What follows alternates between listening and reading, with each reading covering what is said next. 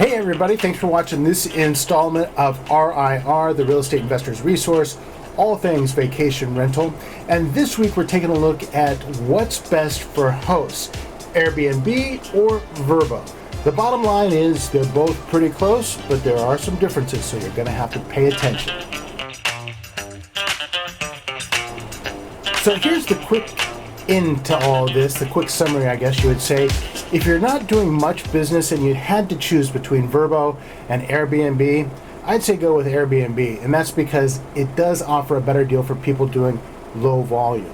Now let me say right off the top here, there are plenty of other options out there, all kinds of different platforms that are vying for your host business, and we will talk about those at some point in the future. But Vrbo and Airbnb remain the kings of their respective hills for the moment, and so we're going to focus on those in this segment.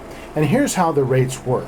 Airbnb generally charges typical hosts like you and me a booking fee of about 3%. Now sometimes a little more than that, but that's not for folks like you and me.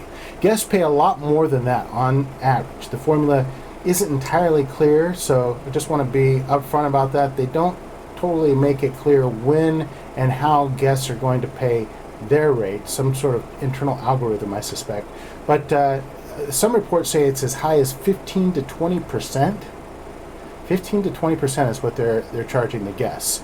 Anyway, the obvious math is for a $1,500 booking, your portion, the host portion, will cost you about $45 payable to Airbnb. So that's right out of your check there. So if it was a $1,500 payable, you'd collect, of course, $1,455.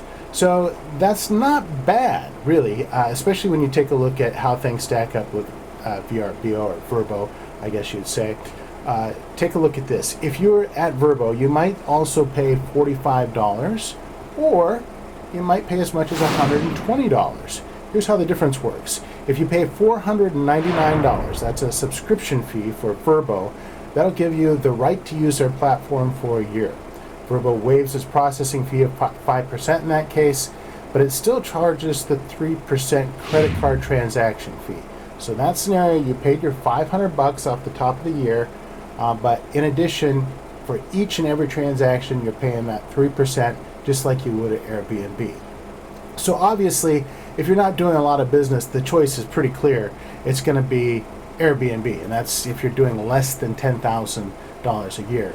And really, the number's probably even higher than that for your threshold number, because usually people are splitting their business between Vrbo, Vrbo, and Airbnb. So really, it's probably going to have to be $15,000, $20,000 before it really starts to make sense for a lot of folks out there. But in some places, it's not going to take you long at all to come up with that $10,000 break-even point. Here on Maui, for example, I would say the average nightly rental is about $160 a night. And most of these are absentee landlords, meaning the owners of the property are remote owners living off island, way overseas, just aren't here very much. So in that case, it really doesn't take long. $160 a night. Vacation rentals, for the moment anyway, have no problem getting booked, and so things are pretty rosy for them. And the Vrbo threshold number is met pretty quickly. So in a coming episode, we want to tell you what you're going to see right here on the Real Estate Investors Resource, RIR.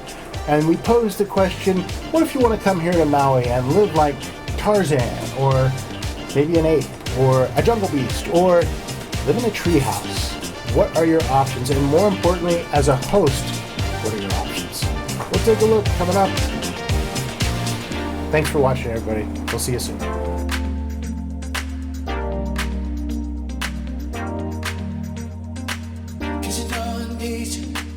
'Cause you know I need you.